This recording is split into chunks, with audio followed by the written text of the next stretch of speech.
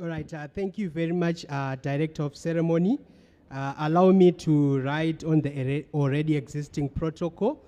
Just like what you have heard, my name is Lakmo Pamidzai, and I am the National Facilitator for Young People's Network on Sexual Reproductive Health, HIV and AIDS, and also one of the adolescents and young people living with HIV in Zimbabwe. And as I give this speech at the end, I'm going to show you how the EMTCT program is really making impact in our nation. You are going to see my family after this. So on behalf of adolescents and young people, I'm honored to be here today speaking to you all on the World AIDS Day, a day where we come together to raise awareness about the impact of HIV and AIDS on our communities. So this year's theme is Let Communities Lead, which recognizes the importance of empowering communities to take ownership of the HIV response for young people to have a great say in the decisions that affect their health and well-being. It is my honor to engage with young people across the country to address the many challenges that they face in accessing comprehensive sexual and reproductive health services. Zimbabwe has made remarkable progress, recently achieving the 95-95 targets. However, the situation remains different for children, adolescents, and young people. Most still do not know their HIV status, and most of them who are on treatment are not virally suppressed.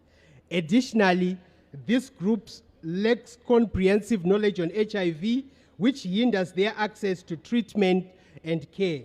Another issue is limited access to comprehensive sexual and reproductive health services.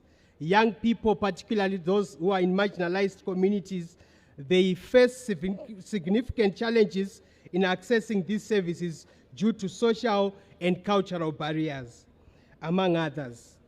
As a result, there is a significant gap between young people's need for sexual and reproductive health services and the availability of quality services offered. The gap is particularly evident in the high rates of new HIV infections, unplanned teenage pregnancies, as well as STIs among young people.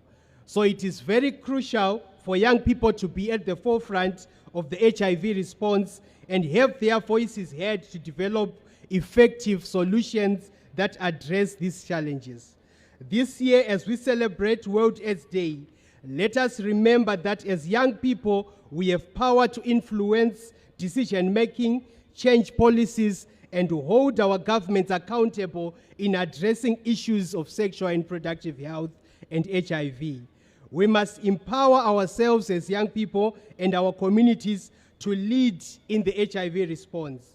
We need to work together to create safe and supportive environments for those affected by HIV, including young people, by addressing stigma, discrimination, as well as inequalities.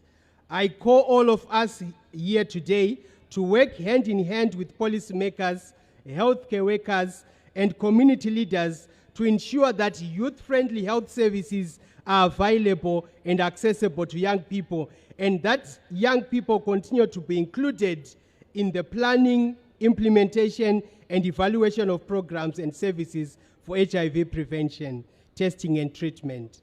We also believe that if we take the following actions, we will be able to reach the 95-95 targets for adolescents and young people, the 10-10 targets, as well as the 30-60-80 targets. Firstly, we need to invest in young people's HIV prevention, care, and treatment. Secondly, give young people a voice in their health decision, end stigma and discrimination against young people living with HIV, provide comprehensive sexual and reproductive health services to empower young people's informed decision and reduce transmission risk. Finally, we need to innovate research for young people's unique HIV needs and challenges. Unless we take swift and decisive action, the gap in access to sexual and reproductive health services will persist, leading to devastating consequences for young people's lives and future. Let us work together to create a world where every young person has access to sexual and reproductive health services that they need to live healthy and fulfilling life.